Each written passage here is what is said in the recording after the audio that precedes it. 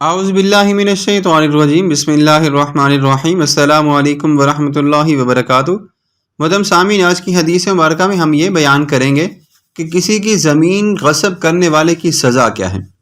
عن سعید بن زید رضی اللہ تعالیٰ عنہ قال قال رسول اللہ صلی اللہ علیہ وآلہ وسلم من اخذ شبرا من الارض ظلما فإنه يطوقه یوم القیامت من 7 اراضین۔ بحوالہ متفق علی، مشکاۃ شریف جلد نمبر 1 صفحہ نمبر 254، باب الغصب والعاریت۔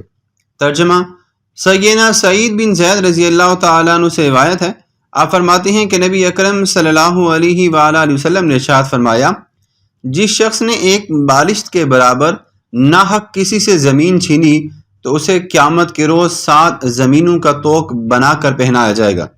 محترم سامعین، اس حدیث مبارکہ میں کسی کا بھی مال یا کسی کی بھی زمین پر ناحق قبضہ کرنے والے کے خلاف بڑی ہی مذمت اور اتنا سخت اس کے بارے میں بتایا گیا ہے کہ اسے اتنا زیادہ سزا ہوگی، اتنی زیادہ عذاب ہوگا، اس لیے ایسے کام بالکل نہیں کرنے چاہیے۔